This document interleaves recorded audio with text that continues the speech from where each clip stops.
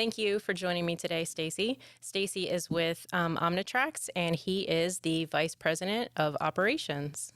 Glad to be here, Jen. I appreciate you having us out here. So, yeah, I'm the VPO for the Central Region for OmniTRAX. OmniTRAX is a holding parent company for the Winchester Western Railroad that operates, short line railroad that operates in Berkeley County. Yeah. Well, thank you. So can you tell me a little history about the Winchester and Western? There were small, narrow gauge segments out into the Lost River country. So that railroad actually, for one time, went from here to Lost River. In the mid '80s, Uniman came in, which is now Covia, put together the Winchester Western from Winchester to Gore, and from Winchester to Hagerstown, Maryland. So that was put together in '86. In 2019, OmniTRAX came in and purchased the Winchester Western from Covia at that time. I don't know if it's Uniman or Covia, but purchased the Winchester Western. And we also have part of the W&W is we have a segment in New Jersey as well that we run pretty much from Upper Deerfield to Port Elizabeth. Right. Thank you. That's over 100 years. It's pretty impressive. Yeah. A lot of history behind this railroad. Absolutely. So just in Berkeley County, how many employees does the Winchester and Western have? So we have in Berkeley County, the railroad as a whole, we have 33. In Berkeley County, there are 21.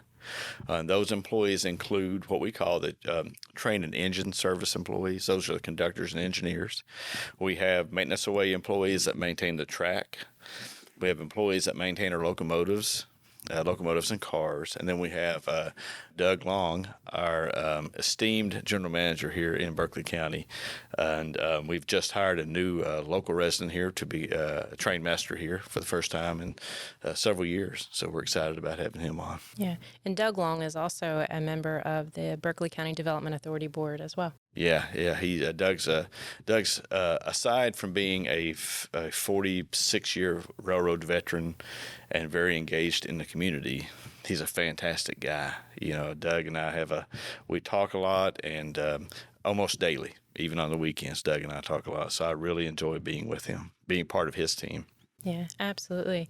Can you talk about the role that the parent company OmniTRAX has with Winchester and Western? Sure. So OmniTRAX is part of the overall company is Bro Group, BROE. So Bro Group is the holding company for Bro Real Estate and OmniTRAX. The Bro Real Estate portion of the group, we work hand in hand with them on a myriad of projects. OmniTRAX proper is a short line holding company. We're the third largest short line holding company. Jersey to California, British Columbia to the Mexican border in Brownsville, and all areas in between. So it's a very large holding company, the fastest growing short line holding company. Last year we were best in class in safety. Among all the large groups, W&W, you'll hear me call Winchester Western W&W, is the just won the Railroad of the Year for the Bro Group and Congratulations. OmniTRAX. Thank you. Yeah, and then all the credit goes to Doug and the folks on the ballast on the ground that make things happen every day. So OmniTRAX as a whole is so geographically diverse that we are exposed to all facets of business. You know, what's happening in California may not be happening in Nebraska or Oklahoma or Texas or whatever.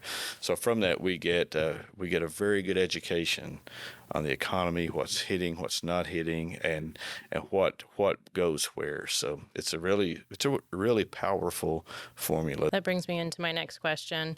How does the rail enable economic growth? I'll give you, for instance, W&W, we can contribute to the transportation of goods and services to a very large entity like P&G or the CMC plant that's coming, or we can service an industry that may get one car a month.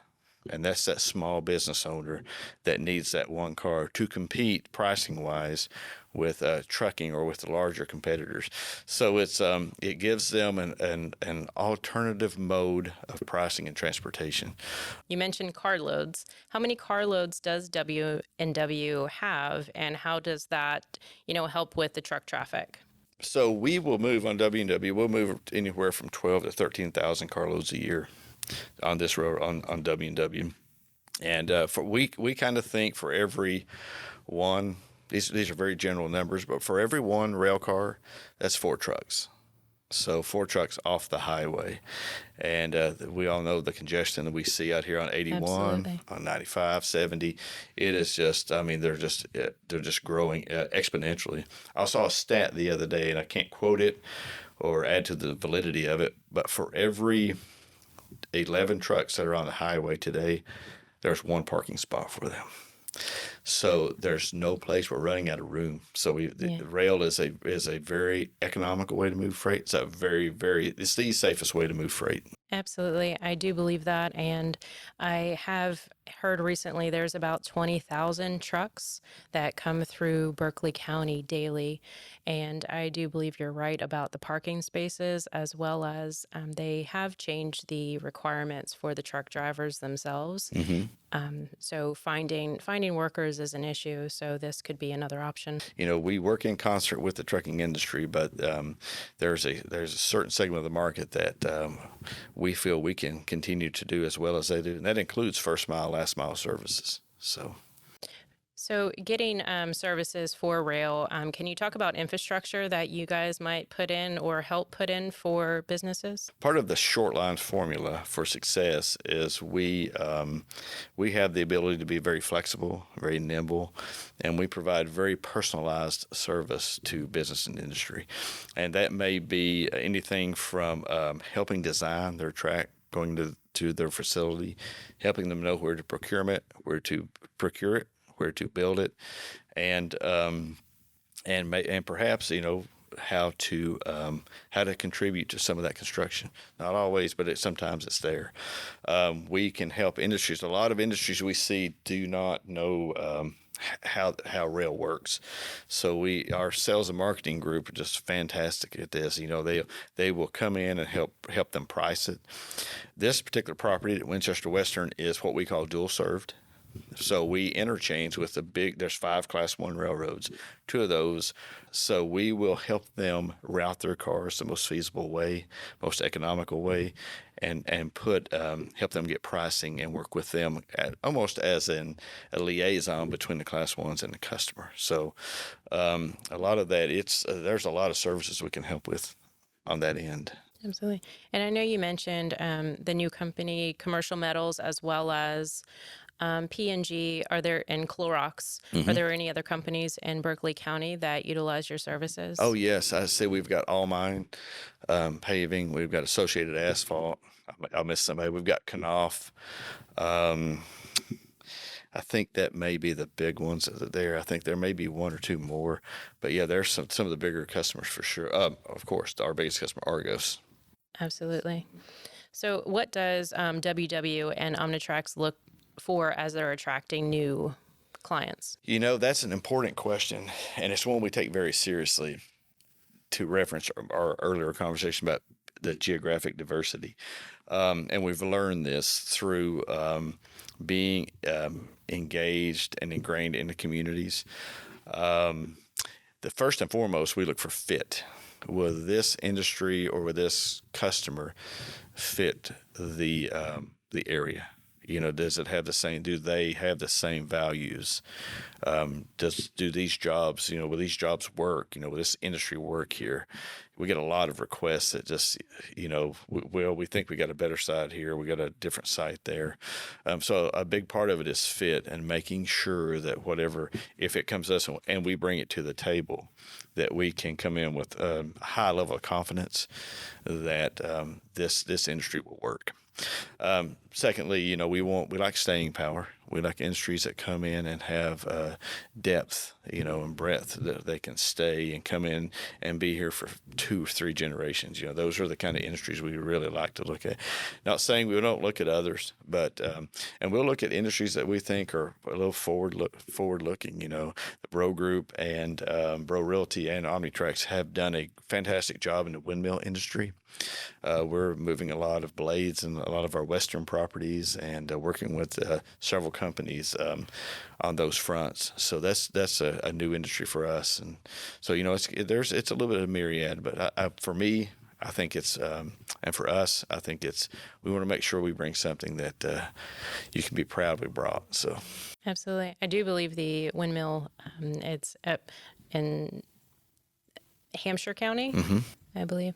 yeah, yeah, we saw them yesterday actually. So Yeah. yeah, They're pretty impressive to see as you're driving through there. right.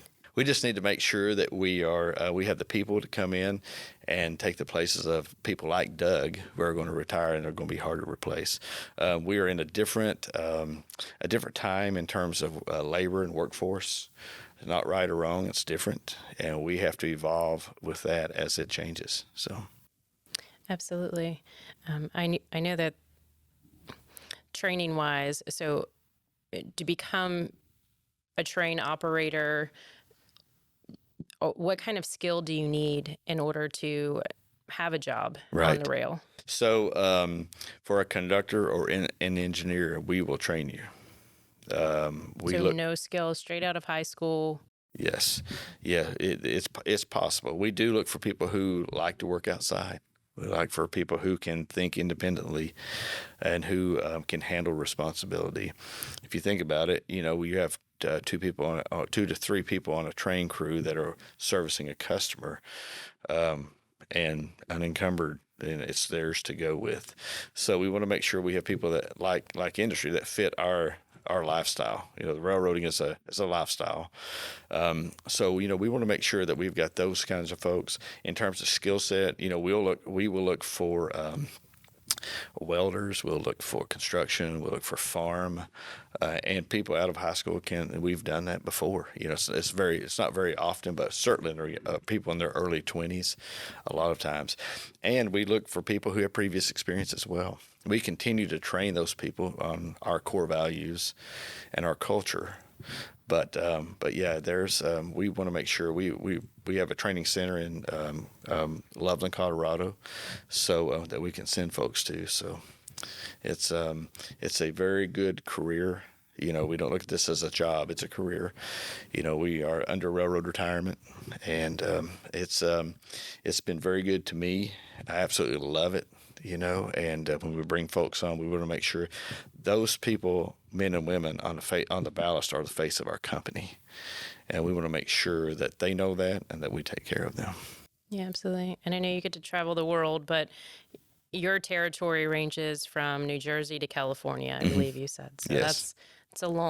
it's a huge territory to cover. Yeah, it sometimes it's bigger than others. I take the center part of the country, and but we were just talking earlier.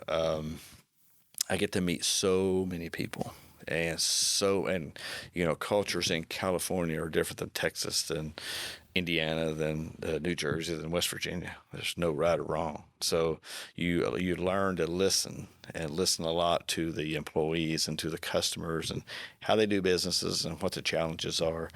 At the end of the day, you learn very quickly that people are people.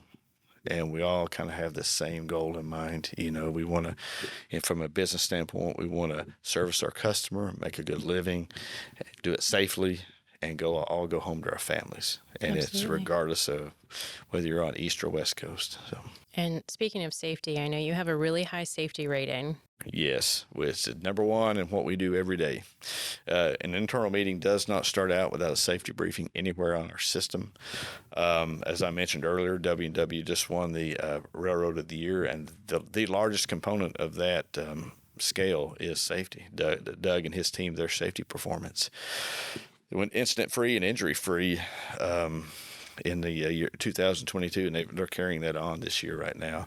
So absolutely, safety is a big thing for us. We haul a myriad of product across the country, and regardless of what we haul, we make sure we do it safely. Yeah, that's really important. So along with, the rail, there's also something called transloading. So can you explain a little bit about what transloading is compared? Yes, absolutely. So I think this is probably one of the most beneficial things I think we're going to bring to this area. We're growing that portion of the business. Transloading is when you take a product in by rail and load it to a truck. So, for instance, if you have a product that you need to bring, you don't have a rail spur. Let's say you're 5 or 10 miles off of a railroad. You have a business, yet you need a product. You can get a product in very, for 40% of what you can truck it in, and get more of it. We can put that last mile. We will bring it in, and you transload it in onto a truck and take it to your factory, or vice versa. We can do it the vice versa. You can bring it in. We can load it onto a rail car. So that's transloading kind of from a big picture standpoint. And that also takes trucks off the road as well. So Yes, for certain, the long haul truck, for certain. Yeah, absolutely, absolutely. which is very important. Yeah, we've got some projects here we're working on the W&W. We've got several. We've done some trial runs on some transloading. We think it's a very viable product to offer customers here. So you'll see more of that coming soon. So where do you see Winchester and Western in the next 5 to 10 years? Yeah, this road and this property is growing at an exponential pace. We're doing some outside the box thinking on how we can grow the business quicker. There's X amount of locations left, and we got to make sure that we get industry in here, get good paying jobs, continue to grow the tax base, and be a part of that formula. But we want to continue to grow both in terms of business, but employees as well. We've had 3 employees hired this year. We plan to hire, I don't know, probably another 7 to 8 additional as industries come online. So that will continue to grow. Yeah, that's great. And I know that you do a lot of, public private partnerships as well. And I know I've seen some of the other areas in the country where you guys have put together the public private partnership, and the benefit the community gets from that is amazing. Yeah, absolutely. It's as far as we know, that's part of, we're one of the only short line holding companies that do that, to the extent that we do it. And that's where we can leverage the Bro Realty portion of that process. We're doing it in a place called Savannah, down in Savannah, Georgia. We've got a location down there that's working phenomenally. And we've got a few other locations across the country where we can go in and do things that other folks can't, whether it's with the real estate portion, the infrastructure, all the way down to housing. So for workers, a lot of these locations they can get people, but there's no place to live. So that's a problem everywhere, but certainly when you're trying to attract industry. Absolutely. So having that turnkey process, that turnkey solution is huge. Well, thank you. Absolutely. We'd like to thank you for inviting us out here.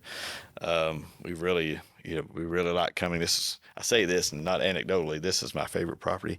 I lived here for a little while, and I love coming back here, and we enjoy working, with you and your team.